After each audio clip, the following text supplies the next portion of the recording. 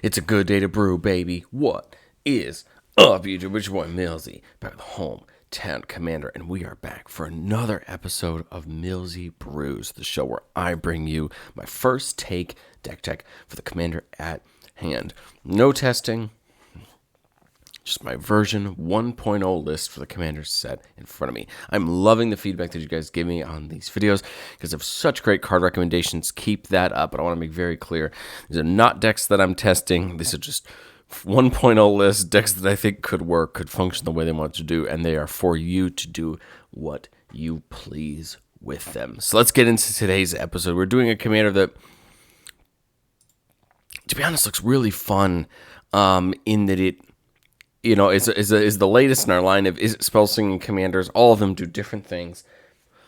But today we have Ovika, Enigma, Goliath, 5 blue, red for a 6/6 Phyrexian Nightmare, flying ward 3 and pay 3 life, so very hard to target. Whenever you cast a non-creature spell, so any non-creature spell, create X/1/1 red Phyrexian Goblin creature tokens where X is that mana value, that spell. They gain haste until end of turn. So we have a red-blue spell-singing commander that pays off the spells for as big as the cost we put into them. I think there's a lot of ways you can take the idea of this deck.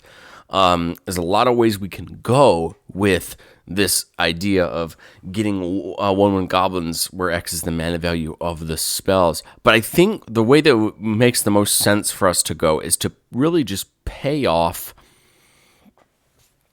our creatures coming into the battlefield, and then have some outlets to use our tokens to either sacrifice to deal damage or tap for mana. I think there's a lot of different ways we could take Ovika, but that's the main goal. We're going to use our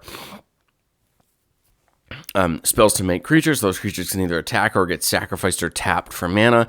And then, just like any good as it spell slinging deck, we're going to surround Ovika with a bunch of other mini commanders in our colors that are going to do similar things and help us still pay off our game plan even when Ovika isn't on the battlefield. Ovika is 7 mana, so it's going to take us a little bit to get there. We want to make sure that we have lots of things on the way up the CMC or the mana value train so that we have a board available for Ovika.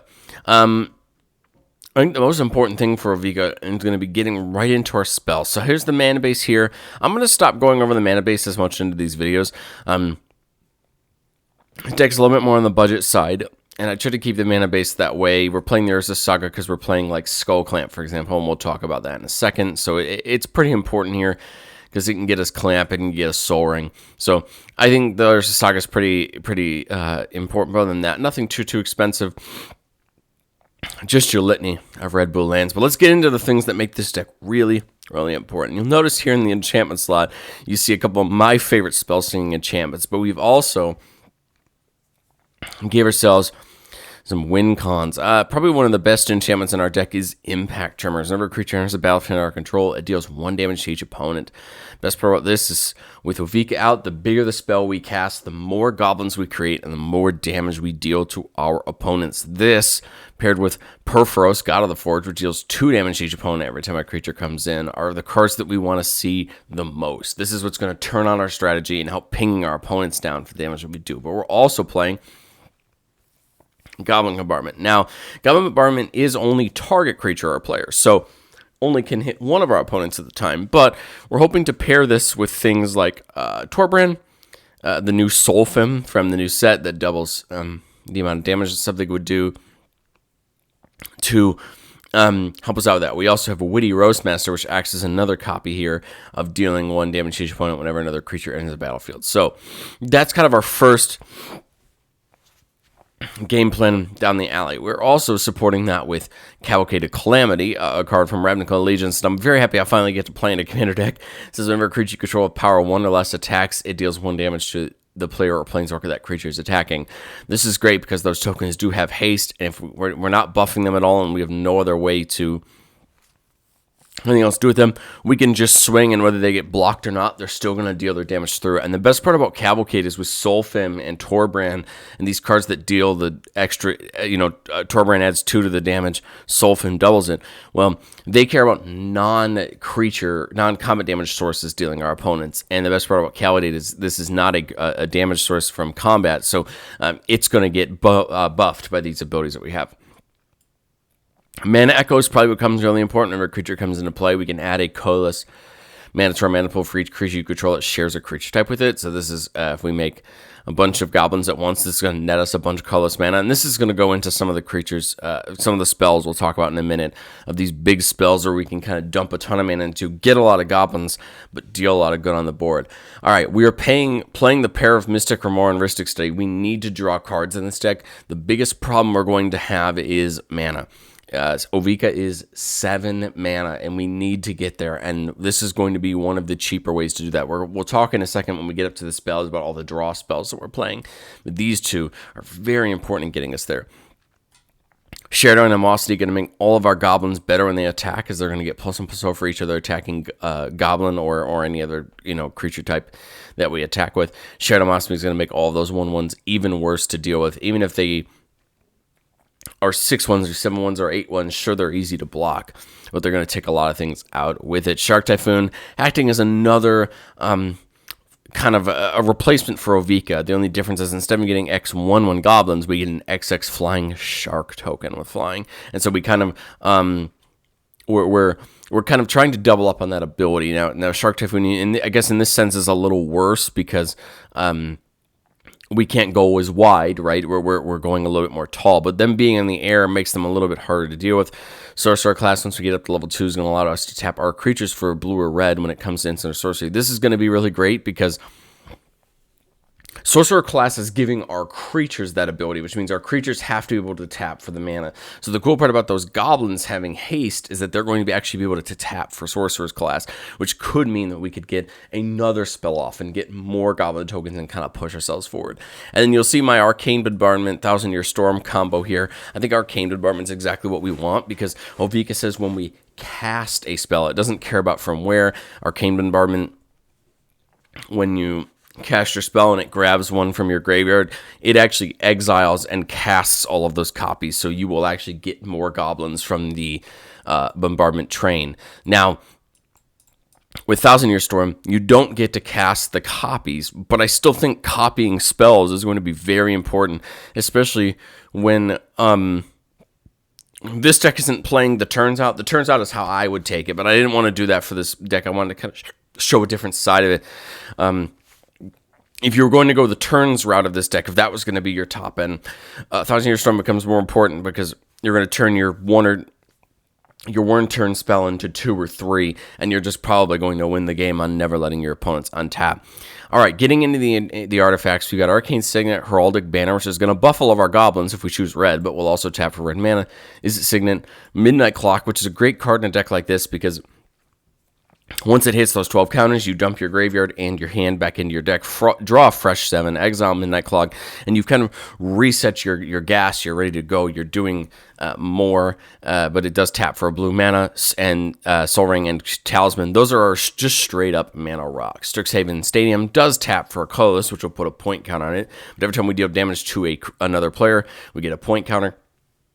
If it has 10 or more on it, then that player loses the game, and then every time someone deals combat damage to us, we take a damage off of it. I think Strixhaven Stadium is a good cheeky way to take somebody out of the game, especially if we have a lot of goblins. Primal Amulet, reducing all of our spells, but once it flips, if we use that mana to cast a spell, we copy that spell. Now, the copy isn't cast, but again, lots of the spells in the deck we want to copy, and I think it becomes really important. Curse Mirror does tap for mana, but it can come in as a copy of any creature on the battlefield until end of turn. This could be kind of good depending on what creature we copy.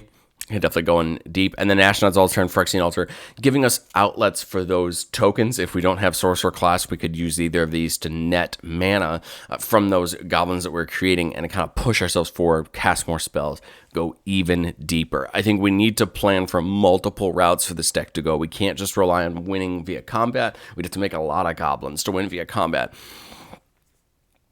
But I don't think we should discount Ashnod's Altar and Phyrexian Altar helping us out with turning those goblins into more mana, because a lot of times it could help us actually set up for a future turn and keep going. All right. So like I said, this is not the turns version. I took out a lot of the turn spells because not everyone likes that style of play. Not everyone likes the turns version of most Izzet spell-slinging decks. The other thing I took out is Tasha's Hideous Laughter. It's one of my favorite finishers for Izzet spell-slinging decks. And I've taken it out because I think that a lot of, again, it leads to this game plan that a lot of people don't like. We could see the extra turn spells there in the considering board. If you guys want to go down, the considering board is always there, so you could see what I cut and what I was considering. So I tried to go two ways with this. One, just pure mana generation, getting more goblins on the battlefield, going wide. And the second is working ourselves into a massive crackle of power to deal damage that way, or just any litany of ways to end the game. We're playing things like Surge to Victory, which can exile a spell from our graveyard and give all our creatures a big buff. We're playing Irenicus's Vow to Evocation to copy Ovika or any of our other creatures. Brassus Bounding and net us a bunch of treasures. Blasphemous act as a board wipe. Mana Geyser and Jessica's Will kind of act as our way of getting some more mana. Ponder, Preordain, Brainstorm, ways to draw top of our deck. Expressive Iteration feels like a great card in this deck. Allows you to kind of get through the top couple cards of your deck and see what you have coming. Faithless Looting, great. Draws you cards and also loads some cards into our graveyard for different effects. Mnemonic Deluge, pretty cool top end spell here, allowing you to pick a spell from your graveyard and copy it 3 times. That could be great. Mystic's Mastery can allow us to just copy our entire graveyard. This is great with Ovika because we could just make enough 1/1s, hopefully, to end the game that way. Temp with Vengeance is going to make a bunch of 1/1s and allows our opponents to make a bunch of 1/1s. But the great part about Temp with Vengeance is with Ovika out, we will get X 1/1s and then X plus 1. So we would get X 1/1 elementals from the Temple of Vengeance, and we'll get X plus 1/1 goblins from Ovika, and that'll be a great way to kind of just push our advantage forward. All those elementals come in with haste, and our opponents can get some the same, and if they do, we get more. And then with a shared animosity or something like that, we're just going to blow the table out in the value that we can get from Tempt with Vengeance. Going into our instance, big score for a little bit more draw. Battle Hymn getting a red for each creature we control. Brightstone Ritual getting a red for each goblin we control, which is going to be a lot with Ovika's effect. Chaos Warp for a little bit of removal. Psych Rift, classic blue finisher as far as getting things back to our opponent's hand. Galvanic and Storm King's Thunder are there for a little bit of spell copying. Mystic Reflection is a little cheeky way in this deck to make some more. It says choose target non-legendary creature. The next time one or more creatures or planeswalkers enter the battlefield this turn, they enter as copies of that creature. This could be really beneficial because what we could do is pick something like Gutter Snipe, which we're playing, or things like that. And then the next time Ovika goes to make tokens, we make that many copies of Gutter Snipe. And then all we need to do is start, casting a couple spells, and we're going to burn our opponents out that way. Mystical Tutor for a little bit of search, and Reality Shift for a little bit more removal. All right. We'll get into our creatures really quickly. We're playing Saheeli. Whenever we cast a non-creature spell, we make a 1/1 servo, just giving us more tokens, more things to tap with Sorcerer class, or more things to sacrifice to Ashnod's and Phyrexian Altar. And then Artifact you becomes a target or copy of another target artifact or creature you control until the turn. This is great on the -2 because we could make one of these servos into a Gutter Snipe or something like that and kind of use that to our advantage when it comes to spell slinging. But our creatures here are kind of split up in 3 ways: spell payoffs, attack payoffs, and then just generally good cards. So as far as our spell payoffs, you have Balmor, which can give all of our creatures +1/+0. And Trample until end of turn whenever we cast an instant or sorcery. This is great because those 1/1s aren't going to have a Trample normally. And as soon as we have a Balmor down with those, they're just going to do us a lot of good. They're really going to come. It's really going to help give us that. I think it's just going to help give us that little bit of extra added bonus when we're casting spells, and if we need to go wide, we can go wide. Magnus the Red from 40k. Instant sorceries cost 1 less to cast for each creature token you control. Hopefully we're going to go wide and make all of our spells really cheap. This is going to make something like Crackle with Power a lot easier to cast, and some of these bigger spells a lot easier to cast. Maybe Mnemonic Deluge only comes down to 3 blue instead of 9 mana, but for the purposes of Ovika, it will still count as 9. And then whenever it deals combat damage to a player, we get a spawn token. Stormkiln Artist, giving us a treasure every time we cast or copy an instant or sorcery spell. This is great because that's going to help load us up on treasures, and those treasures can be used to cast more spells. Third Path Iconoclast makes us soldier tokens whenever we cast instant or sorceries. Vadrik, spells cost X less, where X is Vadrik's power. Whenever it becomes night, or night becomes day, we put a counter on it. Yes, we'll have to track day and night while Vadrik is out, but it should be able to come, it should be able to move back and forth a little bit, which will make Vadrik a little bit stronger, and then basically make all of our spells even cheaper. And then Veyran, on those turns where we go deep and we cast lots of spells, Veyran's going to get huge, but also it's just going to double up all the triggered ability of any time we cast an instant or sorcery. So this is going to double up all of our token generators. This is going to double up all of our enchantments on spellcasts. I think this is just going to get really good with Veyran to have out. Veyran, of course, one of the most popular Izzet Spellslinger commanders for a reason, because of that doubling up that it does for abilities. But I think it fits just so well as one of our clan in this deck. And then Young Pyromancer to get smart tokens. We talked about Witty and Perforos being those secondary copies of Impact Tremors. Torbrand, whenever red source you control would deal damage to an opponent, or a permanent opponent controls it, deal that much damage +2, whereas Solfim just doubles it.